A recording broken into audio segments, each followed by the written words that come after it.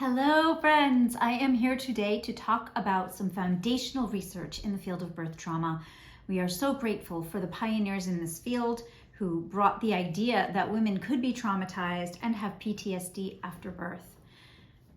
One of the early researchers and the person that I want to talk about today is Dr. Cheryl Tatano Beck. Dr. Beck began researching PTSD after childbirth as early as 2001, and she published the study that we're going to briefly discuss today in 2004.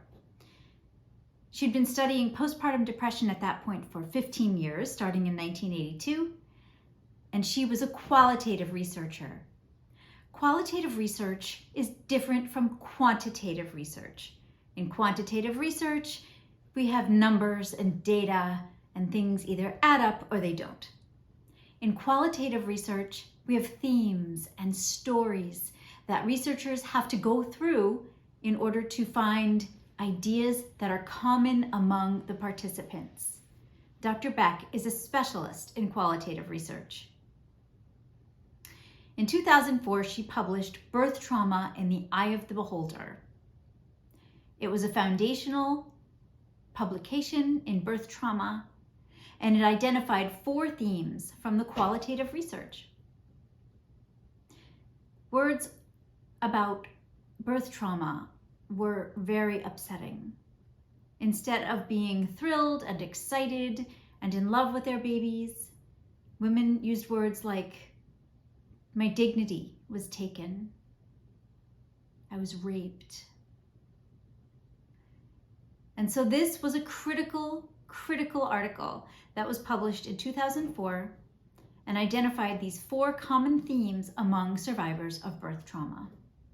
The first theme was, "To care for me. Was that too much to ask?" Women, and I want to say all the birth givers in this study did identify as women. Birthing women used words like mechanical, arrogant, and totally lacking in empathy to describe the care that they were given and the system that gave it. One woman described being on all fours giving birth, and a bunch of students came into the room while she was exposed in the back, and how she felt, I would use the word dehumanized. The second theme was to communicate with me. Why was this neglected? Birthing women experienced that doctors would talk to each other or to nurses or to midwives, and midwives to nurses and to doctors right in front of the person without addressing the person in labor. Talking about them, even talking at them, telling them what was going to happen instead of talking with them. Saying things like, "We're going to check and see where baby is now. I'm going to do an exam. I need you to get on the bed." Those things were not perceived as communication. Doctors talking to each other about an emergency going on and wondering if a baby had died without saying anything to the mother in labor. The third theme was, "To provide safe care. You betrayed my trust and I felt powerless." This plays into themes of sanctuary trauma. Sanctuary trauma is what you see in the horror movies when everybody runs and scrabbles to get to the safe spot and they close the door and the monster is actually behind them in the room. Sanctuary trauma feels a bit like that, where these women had chosen providers that they trusted and places to birth that they felt safe in, and then those institutions or individuals or both betrayed their trust. Their perception of care was not safe, and they feared for the safety of themselves and their babies.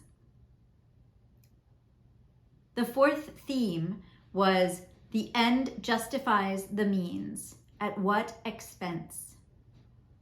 Sometimes we as providers or doulas can think a birth went beautifully, and we might say, "Phew, that baby came out healthy." Maybe we weren't sure about that for a while. But when we say that, we have to be careful to honor the perception of the person who just gave birth. They may feel that they went through hell. And all we're telling them is, be grateful, you got a healthy baby. We have to be able to acknowledge the two competing realities, which is that maybe we are glad we got a healthy baby if things weren't very certain for a time. But someone else experienced this as intensely traumatic.